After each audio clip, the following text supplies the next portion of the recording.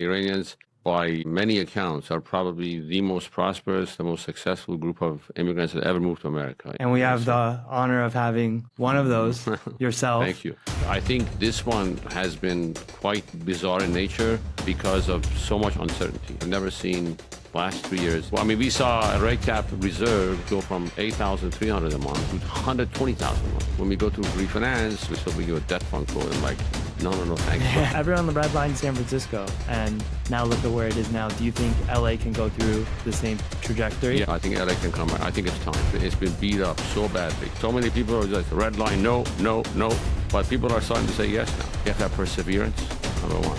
You just don't give up. Do not give up. Fight.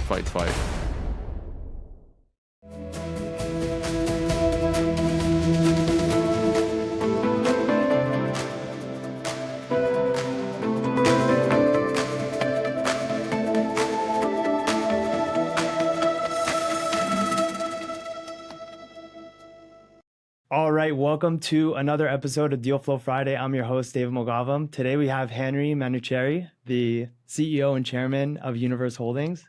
Henry. Hi, David. Really good to have you. Great to be here. Thank you. I was actually at a bris today, and they named their son Henry as well. So, wow. What's his Hebrew name?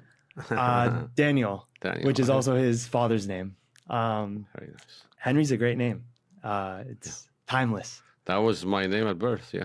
It was? Did you have a Farsi name, or that was your name? Henry. No, it was always Henry. Henry. Hebrew is Menashe, but it's... Yeah, it's a beautiful name. And it's actually, I was looking at the release schedule and how we set this podcast up. On Friday, it's going to be Nowruz when we release this. Oh, really? Yeah. Okay. Wow, I didn't know that. So we're getting close to Pesach, Passover, and then Nowruz is around the corner. Wow. It's spring. Well, then Nowruz for people in Iran. Yeah. Wow. This is like a God-given gift, huh? Exactly. Hopefully, this Nowruz will bring freedom to the people of Iran as well. Amen. It's incredible. It's incredible what's happening. Hopefully, leads to peace in the Middle East as well. God willing. It's only taken 47 years, but I can't wait for this moment. No matter how you feel about what's going on, it's important to know that there's people being freed from a tough regime. And, yourself coming from Iran and immigrating here, my parents as well, our community. Right. But when we did immigrate here, we, as you know, so many people have been so successful in the CRE industry. Yes. I was actually thinking maybe even having like a segment, Deal Flow Friday segment during, Nowruz to celebrate some of the Persian CRE professionals like yourself. Sure. I think for Iranians, particularly Persian Jews and even Persian Muslims or other sects, moving to the United States was probably the best thing that ever happened to them because they're all so smart, so prosperous, and such great people, so intelligent, and we have friends across the spectrum of Iranian people around the country and abroad, and truly, people are so happy with what's going on right now. Hopefully this will topple the regime. This is probably the most tyrannic, cruel, gangster, worse than Nazis, or call them Nazi of the Nazis of the modern times right now, of what they've done to people for 47 years. I mean, scores of hundreds of thousands of people, probably millions of people have died. To such a sophisticated group of people that you see in America have flourished so much. Right. It's almost unlocking that, untapping that potential is exciting too. Yeah.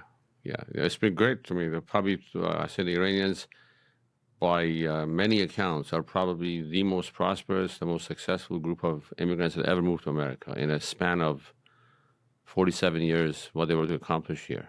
It's mind-boggling. And we have the honor of having one of those, yourself. Thank you. Henry, really good to have you on. Just for those of you who don't know, Henry, CEO and chairman of Universe Holdings, they're a very successful multifamily investment firm focused on acquiring and repositioning apartment communities, mainly in California, but you guys have expanded geographically. Florida, New Jersey, you were just mentioning even in Israel. Yes. Maybe even Iran one day. We're talking about in the office, believe it or not. Yeah. My grandparents, my grandpa still has the deeds to some of his properties that they couldn't I liquidate. wish we had some of our deeds, but we probably have still property left. I'm sure the family has things, and I can't wait to go back and see this. I left when I was 15. It's still very fresh in my mind. Only had just great memories. What part of Iran did you grow up in? Tehran. Tehran. Yeah. Yeah. Yeah.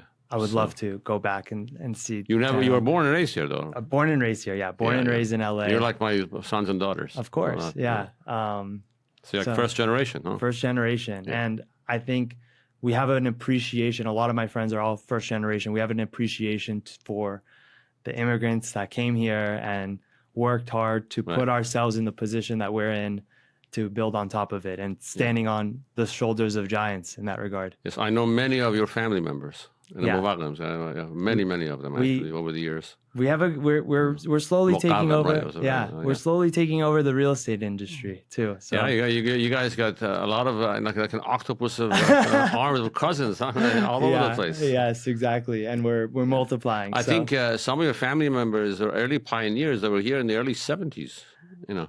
Yeah, they a little bit. Not my side, but there were some of that, and they weren't really in real estate though. They were in other trades, and I feel like our generation is now really getting into real estate. Right.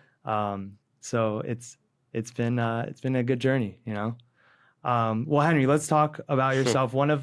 One of the things I'd like to bring up, you know, you've been in the industry for over 4 decades, and you've navigated multiple cycles.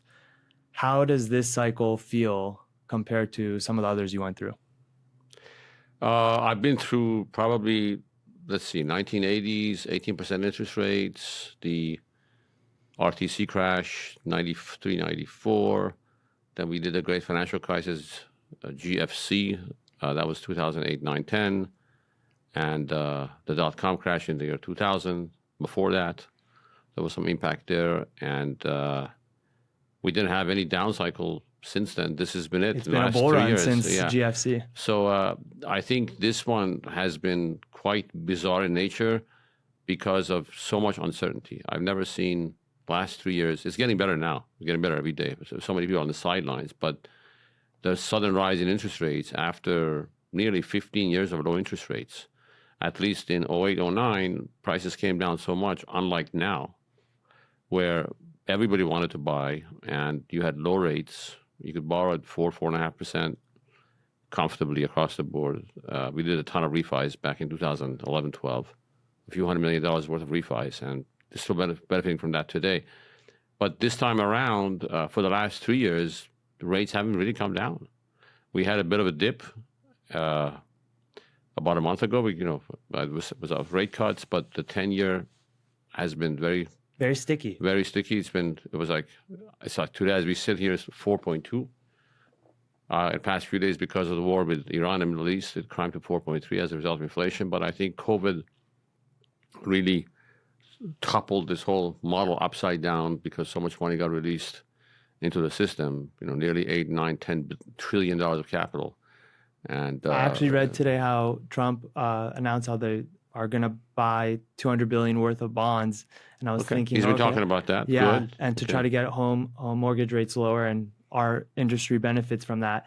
I looked at the 10-year and it didn't flinch. So it's interesting. It's a very sticky metric that the markets are speaking, and we'll see. As much as this has been one thing we haven't been able to figure out. Just how stubborn the 10-year has been despite rate cuts. I think it's a combination of inflation, too much money in the system. And AI has had a phenomenal impact on valuations, in the stock market. That's been another driving factor. But the market perceives risk, and because of rising oil prices. So back to the market, the last 3 years, a lot of uncertainty. Pushed many private equity firms on the sidelines. Many of them became and still are preferred equity providers. They said they're going to do deals on the common equity stack. Not much of that happened. So that's coming back. It's come back nicely in the past 3-4 months. So maybe it's a sign that things, are opening up. But, in order for us to get rocking and rolling again, like the go-go days, that 10 years got to go below 4. Yeah. So, and I guess going back to this cycle versus the other cycles, is your investment approach been different in this regard? GFC, there was definitely a lot more note sales, no purchases, note on note financing. I feel like you're seeing a little less of that. How has your strategy changed in this cycle? I think we become extra conservative. The lesson we learned from the GFC 2008-9 crisis was don't lever up. And the lesson learned from the last 2 years is don't borrow money from debt funds or go variable rate debt. You're going to get stuck with rate caps. I've said this before, 95% of portfolio was fixed. It remains fixed. We had exposure with 4 properties. We've now reduced that exposure to 2 properties. And, the rate caps went up 10 times in the past 3 years to the point where all the cash flow was getting trapped. And, Fannie, Freddie, sitting with millions of dollars of your funds that you can't really reach, you couldn't do much with. And nobody had ever experienced this. Even the most sophisticated institutional investors did not underwrite such risk. Nobody knew how it really worked. Right. And all they of a knew sudden there was gonna be an increase at some point, but they didn't think it would be this sudden. Yeah. So now it's come back down, and people, when we go to refinance or make a new purchase, you go to market, we talk to mortgage bankers or brokers, you ask for quotes, they still bring you a debt fund quote. I'm like, no, thank you very much. We're not going there. Yeah. We only borrowed money one time from a debt fund. It's a deal with the devil. We successfully executed and got out before COVID, top of the market, end of 2019. And then we didn't do any of this stuff later. But even 10-year variable fixed Fannie Freddie, we're staying away from that. But a lot of people are going back in there now because the rate caps, they dropped down to 0 again. I mean, almost. You think people just haven't learned their lesson? I mean, yeah. I mean, we saw a rate cap reserve on one of our properties go from $8,300 a month on a $41 million loan to $120,000 a month. Yeah, $120,000 a month. Right. I mean, fortunately, these properties, we still own them. They were performing beautifully. They were cash flowing beautifully, so we could afford to put the money away. But you didn't have any extra cash left to distribute or to do improvements with. So you had to really watch it closely. And now that's gone away. So we're back in the cash flow zone. And the idea is, hey, let's just get out of these deals, refi out, which we have done with a couple of them successfully. We borrowed in low 5s, like 5, 5.1, 5.2, which is still a good rate. Yeah. If you could borrow in the low 5s, and you're probably trying to target a yield, positive leverage day one, maybe be like at a 6 going in, or 6 cash on cash at least. Yeah, you could accomplish that, but Southern California is still, now you can get deals that you start off at about a 5 cash on cash. I haven't seen anything in excess of that. Other markets you can probably get 6 or 7 out of the box. From day one that you buy a property, if you could get it at a 6 cap plus. Our cap rates here now are hovering right around 5.25, 5.5. 5, and I haven't seen that many below 5, but 5 and 5.5 was always normal. I think we had an abnormal period in the last 15 years, and people have to get used to a new reality. And going back to your question, we have also adjusted our underwriting. We look at a refi in year 3 or 5 at 5.5%, not at 5%. We look at an exit cap rate at least a 5.5. We don't underwrite a 5. And then, in LA, the exit tax, the ULA. Oh yeah. That really changed the dynamics of buying and selling property. The 3 to 5 year hold models just don't work when you have that. They don't work. Backloaded fee. No, they don't really work. You got to have a 10-year hold, or you got to really drink the Kool-Aid or believe that this will be repealed at some point. It got in San Francisco. Recently, it went down in half, from 5.5, 2.5, because it was really stalling the market. And also the mayor really pushed for that. The mayor really pushed for that, and we have right now. Do you guys buy in NorCal? Do you guys buy in San Francisco at all? Or? We haven't. We've looked a lot. Yeah. We should have bought. In retrospect, past couple of years, Right. we just didn't have the guts to execute. Yeah. And we're not sorry. We did stuff elsewhere, but the fundamentals are great here. I know Essex and some really larger institutional players have bought a ton of stuff up there, and even in Southern California. Yeah. We're back in LA now. We're buying. We didn't buy in the last 3 years. We kind of redlined it, but now we said that, hey, the World Cup is coming here this year. You're going to have the Olympics 2028. You're going to have new mayor election. I could go either way. Right. We're a little concerned about that, obviously. Everyone on the red line in San Francisco, and now look at where it is now. Do you think LA can go through the same trajectory? Yes, I think LA can come back. I think it's time. Yeah. It's been beat up so badly. We've had And what do you think is 35% reduction in values, and then so many people are just red line, no, no, no. But people are starting to say yes now. And listen, we operate in Florida, we operate in New Jersey. I think New Jersey, the fundamentals are pretty similar to here. There's barriers to entry, not as much. Florida, there's zero barriers to entry. Right. The concessions just don't go away. And next thing is another guy builds another 500 unit building on the lake. Everyone thinks the grass is greener in Florida. It's not. It's not. It has a different type of risk. We operate some assets there. One of them in Tampa, we're up about 2%. Nothing to jump up and down about, but it's great. But the supply has dwindled because of high interest rates. But we look at our portfolio nationally, the best fundamentals, like it or not, despite all the litigation that happens here with tenants, despite all the obstacles from regulation and the rent control that we have here that they try to make it worse and worse every time, the best fundamentals are still here. Yep. We're not doing much concessions, if any. Rents haven't gone up as much, but they're still going up slightly. And because of all these horrible, punitive legislative issues of more rent control and more taxes and, COVID lockdowns, the moratoriums that were draconian, we still have tenants who have balances. It's unbelievable. Right. It's not much, but it pales in comparison to what it was 5 years ago. But it just discouraged so many people from building where, the barriers to entry are higher than ever before. And now as an owner, you're benefiting from those barriers to entry in California. Yes. But it doesn't change the fact that you still have some of that political risk. It might be harder to collect on those high balances. What's interesting for us is throughout our own portfolio, and we have a similar size, but just in some different states, California has the lowest delinquency. Never mind the COVID balances. Right. That's like its own issue. Right. But if you remove the COVID balances of people paying today, California actually has the lowest in our portfolio. You guys are going to buy more here? We'll see. We love NorCal. We're chasing. You were always pretty pioneer up there. We were kind of beating the drum on the Bay Area before it was a little bit more in. I wish we took a bit of a more aggressive approach. Right. But we always owned in the East Bay. Our thesis on the East Bay is you get the affordability. Right. And city of San Francisco trades at very tight cap rates and has very strict rent control.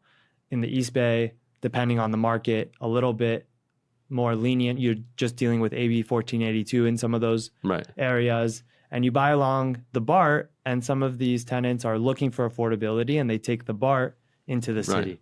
And we like that play. We always like the first ring suburbs of a primary MSA. And we see the East Bay as one of those. We see Sacramento also as... Sacramento has been on fire. Yeah. It's a pretty good market. Also, San Diego has been great. We love San Diego. I wish there was more stuff to buy. Exactly. Not enough trades there. There's a clear scarcity premium with San Diego. If you see a deal also on the Orange market, County? Yeah, exactly. Barely anything trades. It's great fundamentals on paper, but then a deal hits the market, and you're like, a 4 cap for this? It's tough. It's tough. So you broke into some other markets, New Jersey, Florida.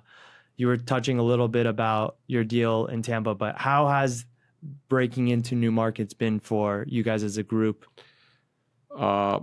We made that decision about 7 years ago. It took really 2 years in each market to try them many times, make offers, go into deals, come out of deals, understand the landscape, understand rents. And then after practicing for 2 years, we started to execute. We got comfortable with it. And then for us, because we are vertically integrated, everything is in-house. We're very hands-on family office / institutional / syndicator type model. We do all 3 disciplines.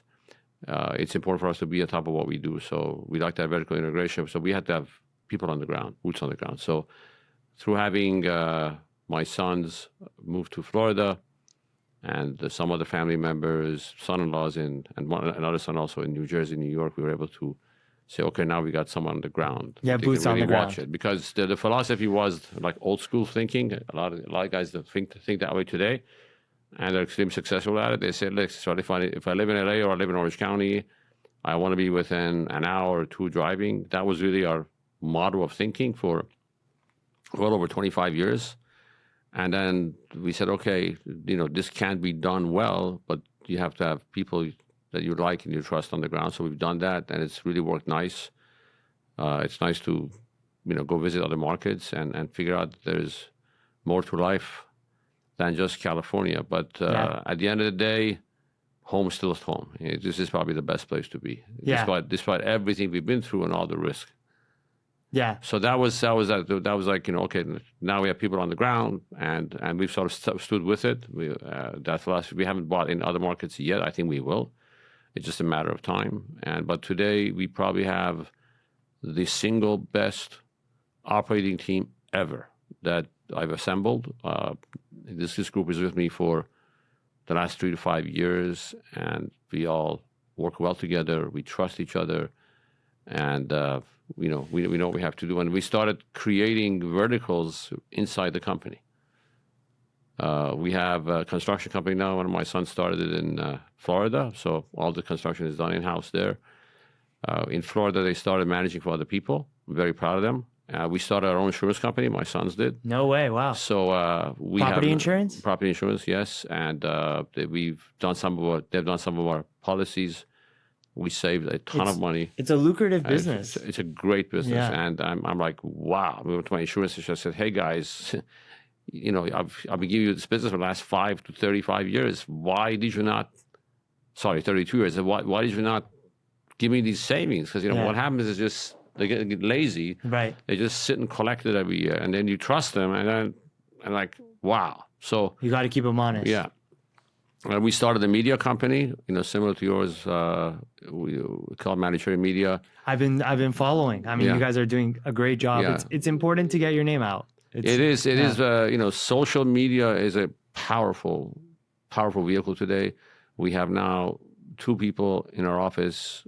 One does marketing for Universe Living, which is our property management brand. Yep. And our properties, and the other one is Universe Holdings, which is the acquiring company. Right. Yeah, we have like a Try-On Living. Right. And we do self-management, but also starting to do third-party management in some of our markets. And actually, I've given you guys a good compliment. We revamped our website about 2.5 years ago. I think it's time for another revamp. But one of the websites that our designer kept returning was a Try-On website. It's we have a good website. One hell of a website. It's a good website. Yeah, it's very well done. So my compliments on. Thank you. On a great website. I'll bring you back to the team. So yeah, it was really. I take no credit in that. Okay, we looked at it. Yeah, you guys are good. Yeah, it's important to get your name out, and it has a butterfly effect of being out there. You get different deals maybe coming your way, or different investors wanting to invest, and different operators trading notes with. So it's it's amazing. And now when I go to conferences or to weddings, even or bar mitzvahs, 5 or 10 people come up to you and say, "Oh, give me a hug." You're a celebrity now. Who are you? Like, so I saw your podcast. It was so great. And it's so energetic. I got so much out of it. Not only did you cover business, you covered personal advice. How to have a successful family life. Balanced life. Health. This and that. It's just amazing. So my son Yosef always says that. He says, "Dad," he says, "Abba, when you're sleeping, the marketing machine is going. Yeah. You don't even know who's looking at this stuff." You're building trust at scale, which I think is very important. And people get to learn a little glimpse about you at scale. Right. And it's a lot of fun doing it. Yeah, it is fun. Yeah. It is fun. So, how's it working with your sons? It's working great. Yeah. Very proud of them. Very hardworking. Thank God they did not become trust fund kids. They bust their chops and they're driven. And the next generation is well trained to carry the mantle. So this is really our second generation. And my father really put all the drive and ambition in me. I think his father did to him. And coming to America in '78 was a whole new beginning, like a clean slate, and we had to prove it up, make up all the losses. Everything was left behind, like 90% of it. So it was like starting from scratch. Yeah. And like a lot of us, but there was some of our compadre friends, came here with a lot of money. Yeah. Back then. So we weren't that fortunate, but it was my mission to restore it. If you came before the revolution, you got to have come with some money. If you came after, during the revolution, We came it was a little before, tougher. like 6 months before, but my dad had a feeling that something was going to happen. Not quite to the extent it did happen. So it was too late to go back, and it's a good story for the kids to really see it and appreciate, where they are now. So, but it's a great story to tell, and there's many stories like this. So, they're doing a great job in summary. What I want to go back to what you were saying before on how you guys are thinking of maybe venturing into some new markets. What are, I guess, ways that you identify a good market to break into? What are kind of the top metrics that you really focus on to make that? Sure. I think the number one rule is, having spent 15 years of my life on the brokerage side in the beginning at Marcus & Millichap, probably the best training school on the planet. We still do a lot of work with them. IPA and all these guys. Yep. Love these guys, love the company. George Marcus has been our partner several ventures. And the first lesson there is barriers to entry. You want to be in markets where it's hard or impossible to build. That's number one. We don't want to go somewhere. That's why we haven't gone into Texas. Right. Even though it might be a good time to go into Austin now because of the oversupply. That's why we didn't buy in the last 5 years in Phoenix. A group of people did. They bought some terrific assets, core plus, brand new, but rents went down. Rents dropped 15, 20, 25%, same in Texas. And we're very cautious of that. These are markets that are probably good to go into and out of. Right. But not Trader to stay markets. there, trade in, trade out, but you got to Trader really time your markets versus cycle. a trade- In making California, you could sit here for the next 20, 30 years and you'll be just fine. Yeah. Time in California will take care of everything. Right. So it's barriers to entry, buying below replacement value, that's the second. And then we look for job drivers. Where are the jobs being created? Is there a big demand for jobs? And we look at also migration patterns. Where are people moving to? But, in LA, you were mentioning job drivers. You're seeing one of the crown jewels of LA, Hollywood, and the entertainment industry starting to get hollowed out. So what do you make of that in that regard, where I do agree with you, the supply side story here for a gateway market like Los Angeles can't compare. And as long as you're going in for the long game, you can do well. But there is something to be said about the entertainment industry now getting hollowed out. Businesses now starting to go different areas, and long term, I actually do believe that LA can come back, but some of those headwinds make it tougher to make the case. Sometimes. Well, the biggest factor right now, which is on everyone's mind, is this mayoral election. We have some social democrats running. My prediction was that if Mandani won, and I said he's going to win, he did win. I talked about this in one of the conferences that was back in November. I said, everybody's going to say, aha, we could do the same thing here. Mm-hmm. So we have right now two candidates running for the mayor position who are social democrats, and it's a terrible thing if that happens. I hope it doesn't. Yeah, it's to the point where Karen Bass is like the moderate now. Yeah, it's like, Karen Bass, despite letting the city burn down, whatever, just... We'd rather have her. Yeah. It's kind of ironic, but I wish Rick Caruso would run. I saw him actually. Yeah. I ran into him in a restaurant a couple of years ago. He could no, be I was about a couple of weeks ago actually, and I was like, Rick, please run. And he's like, I don't know, this, that. So you hope that happens, but he could be our Mayor Lori, like in San Francisco. He could be that turning point that San Francisco had. If I saw Rick getting the momentum to win as the mayor, and maybe some other force or some other policy that would bring Hollywood back into LA, right, I could see LA changing the same way that San Francisco had that turnaround. Well, strangely enough, in New Jersey now, northern New Jersey, in Toms River, Mount Holly, where we own properties, and Jackson, we are seeing now the Hollywood studios moving there. I couldn't believe it. So we're getting applications from tenants who work for the studios because New Jersey just said, hey, come on in, business friendly. We'll give you warehouse space. We'll lower your taxes. We'll give you incentives. They're not doing that here. They're not doing it here. And the other thing is this, what is this? What the hell is this billionaires tax? Yeah. More noise. I think we lost $1 trillion of wealth this year already. We lost $1 trillion of wealth during COVID. Where did it go? Where did it go? It went to Texas and Florida. And also Tennessee's on fire. Yeah, that's true. So that's one of the hottest markets right now, strangely enough. And then not supply constrained. Right. So, I was in Miami actually 3 weeks ago and got invited to play tennis with this tech entrepreneur who I met at a family office conference. We became really good friends. He's already bought and sold 3 companies in the hotel space. And he invites me to Indian Creek. Beautiful course. Beautiful. Yeah. No, we have tennis in his house. Tennis, yeah. I'm a golfer, so I see that court. Yeah. You have their own police force. You have to pass over a bridge. There's only 84 or 89 homes. Gorgeous. Each house is like $75 million plus. Yeah.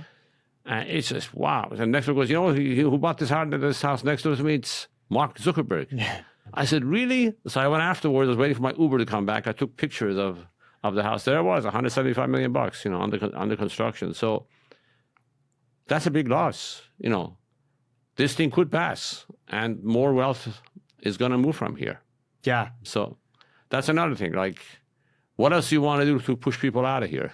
Part of it too is the Mark Zuckerbergs are moving, but are they going to bring... Howard Schultz just bought my favorite hotel in the world, Surf Club, Four Seasons in Surfside. My sons one of them lives 3 doors away on the water. And he just bought a condo for $45 million, 5-bedroom. So the CEOs, the owners, they're getting out. Will the companies move too? Is the question. We are starting to see some of that, of the companies moving, and it has less to do about the wealth tax and has a little bit more to do with affordability. When they start to see that their employees can't afford to live in where their headquarters are, they have to move to a Dallas where you get really good bang for your buck. And I know a lot of people, particularly in the Jewish community, also very happy with Dallas. Yeah. Not a place I know well yet, but Dallas has been very, very positive for people. And business friendly and affordable.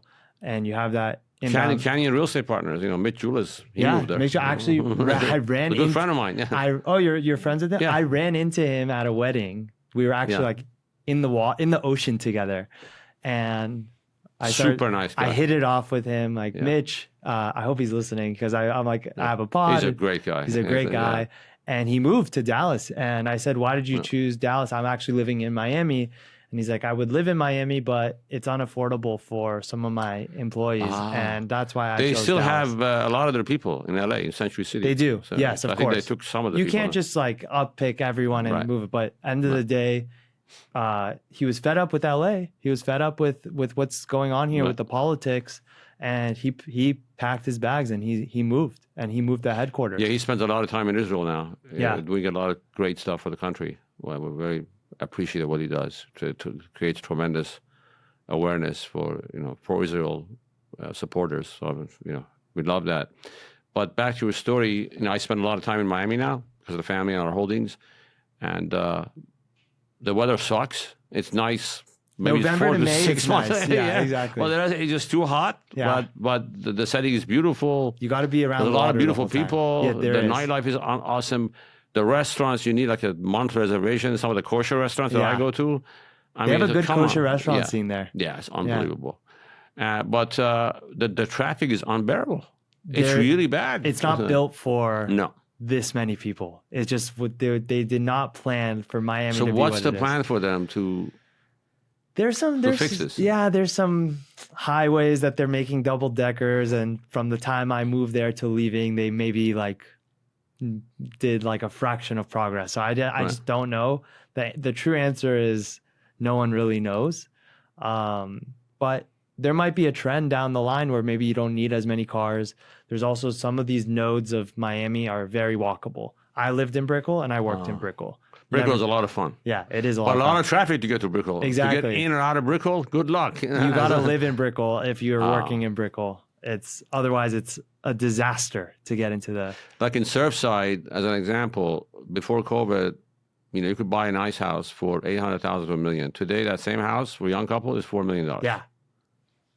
It's unbelievable. But your $4 million kind of actually goes a long way compared to in LA. Wouldn't you say that? About the same. Yeah. I mean, compared You to think Beverly you think it's back? Yeah, that's true. Yeah, it's about the same. But Yeah. Look what happened. It's phenomenal. I mean, a young couple starting out. I mean, how many young couples today can buy a house for $4 million? Right. Unless daddy writes a check or mommy writes a check or the in-laws write a check for $4 million.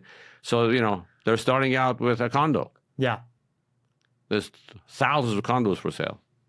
But also another place in Miami, Florida. I mean, Palm Beach, West Palm Beach, absolutely on fire. It's on fire. Oh my God! I mean, Ross related, Stephen Ross, they're building a lot, and that's South Florida is one of those high supply, high demand markets that you're actually seeing supply getting absorbed, even with all the shadow inventory from for sale product in addition to apartments.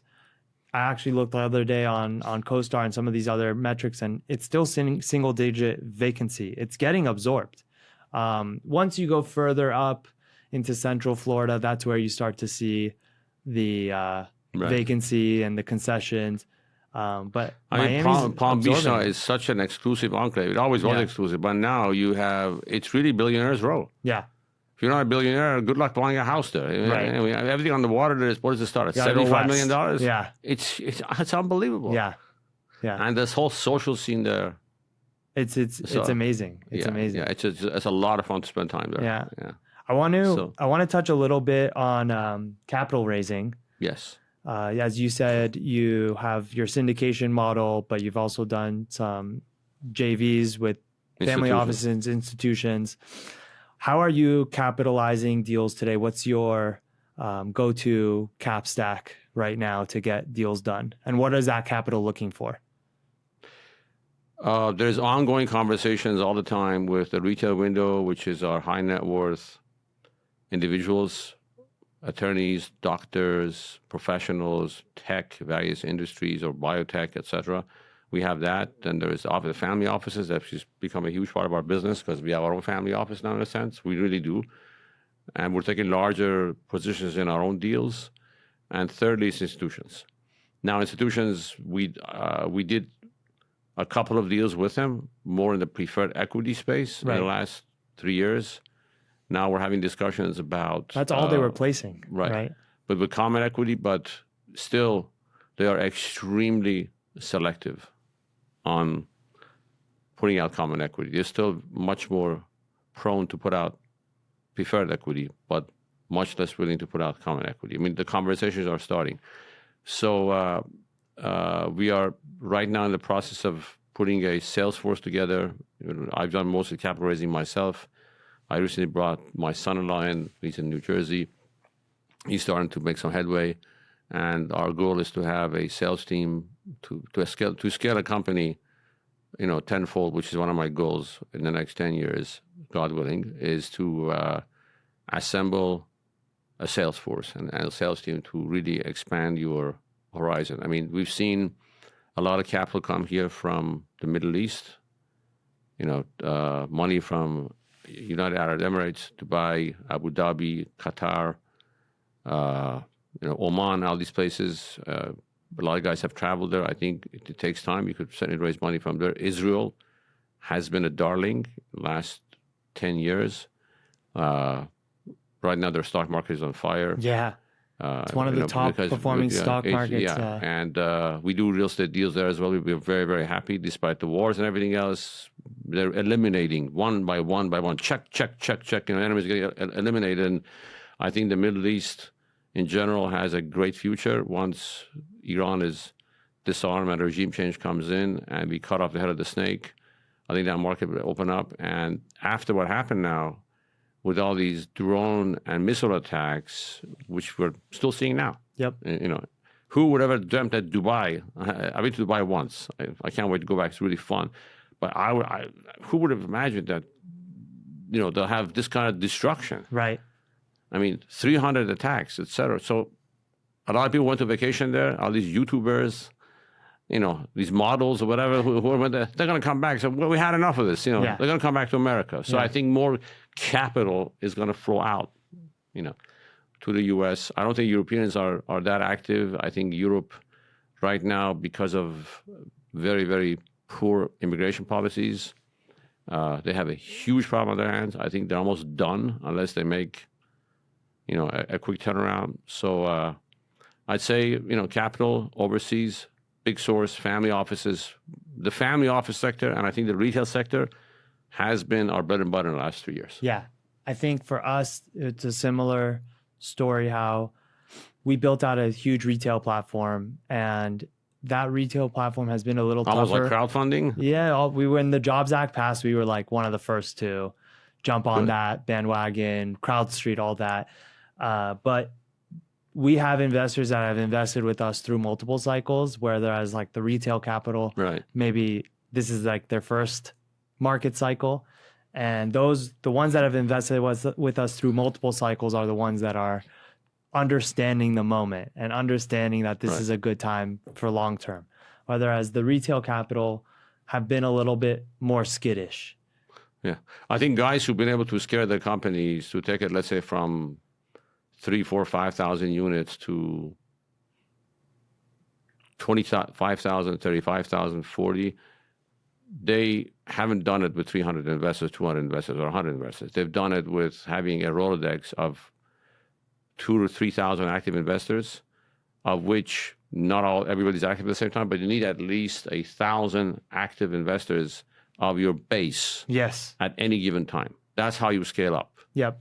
And then you need relationships with institutions. You need to go to conferences. You need to stay in front of them, even though it might take a long, long time. But like anybody else, they're human beings. It's a matter of trust and earning the business and getting to know them and developing chemistry and staying in front of them. That's what we try to do. And also the Middle East, it takes time to get under trust. A good 2-3 years of courtship. Yeah, the middle. We've tried to break into like the Middle East. Like we have our Israeli investors who have been phenomenal for us, but the Middle East capital has been tougher to crack. You guys have raised some Middle East. We haven't capital? yet. Yeah. It's been tougher to crack. I think I'll have an easier time at it, speaking Farsi maybe. Yeah, that's true. Or throwing out some Arabic words, etc. But I know their mentality. Every time I've met them, they've been very gracious. Those people are very educated. Yeah, they're highly Americanized. Right, and they understand the moment that they need to diversify out of oil, or they need to diversify out of Middle East, and the safe haven for they're them really is American keen real on estate. Cash flow. Yes, They want a 6-7% cash on cash out of the gate, something solid, a good operator.